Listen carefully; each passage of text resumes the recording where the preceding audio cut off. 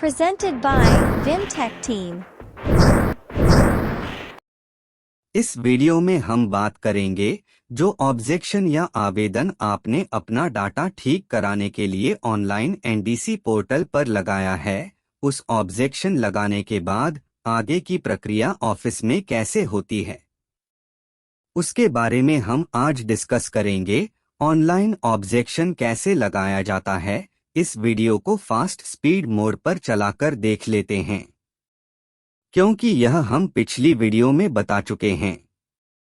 अगर आपको ऑब्जेक्शन लगाने वाली वीडियो देखनी है तो लिंक आपको डिस्क्रिप्शन में मिलेगा। वीडियो को हम फास्ट मोड में चलाकर आपको दिखा रहे हैं। इसके लिए हमें खेद है, क्योंकि यह वीडियो हम पहले ही बना चुके हैं। आज तो सिर्फ हम ऑब्जेक्शन लगने के बाद जो फाइल का प्रोसेस ऑफिस में होता है उसके बारे में ही डिस्कस करेंगे।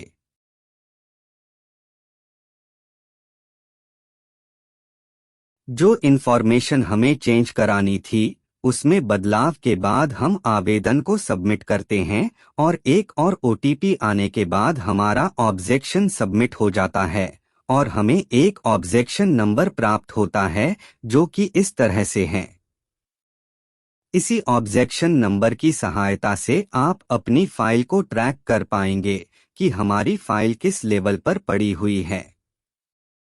अब हम ऑब्जेक्शन के फ्लो के बारे में डिस्कस कर लेते हैं। जैसे ही ऑब्जेक्शन सिटीजन द्वारा ऑनलाइन आवेदन किया जाता है तो वह रिक्वेस्ट सबसे पहले लेवल 1 पर आती है। लेवल 1 पर आते ही सबसे पहले उसको वार्ड क्लर्क प्रोसेस में लेता है, जो उसी वार्ड से संबंधित होता है, और वह अपनी रिपोर्ट करने के बाद वेरिफिकेशन के लिए हायर अधिकारी को भेज देते हैं। अधिकारियों की रिपोर्ट के बाद वह फाइल दोबारा वार्ड क्लर्क के पास पहुंचती है। अगर उसमें कुछ खामियां होती हैं तो वार्ड क्लर्क प्रॉपर रिमार्क के साथ उसको रिजेक्ट कर देता है। अगर रिपोर्ट सही होती है तो वार्ड क्लर्क उसका लेवल 1 ऑनलाइन कर देता है और इसका एक एसएमएस आवेदनकर्ता के पास उसके मोबाइल पर पहुंच जाता है और अब फाइल पहुंचती है लेवल 2 के पास। तब लेवल 2 वाला अधिकारी उस फाइल की रिपोर्ट लेता है टेक्निकल जेई से।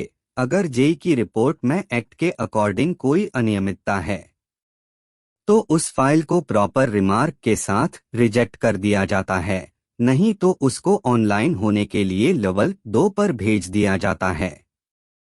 ऑनलाइन होने के बाद इसका एक एसएमएस आवेदनकर्ता के मोबाइल पर भी पहुंच जाता है और सिटीजन का काम हो जाता है।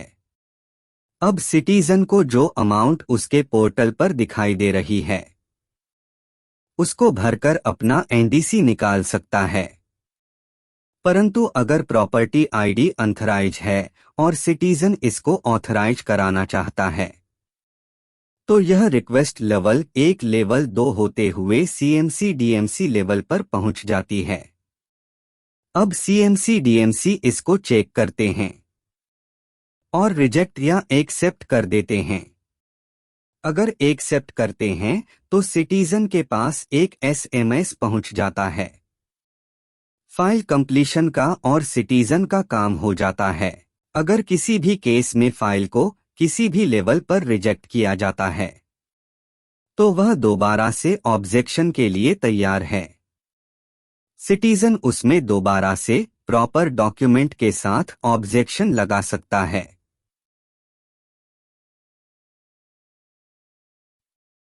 अब अगर लेवल 1 इस फाइल के अंदर ओनर नेम चेंज की फीस डाल दी है तो यह रिक्वेस्ट पूरी फाइल कंप्लीट होने के बाद सिटीजन मीस आवेदनकर्ता के लेवल पर पहुंच जाती है।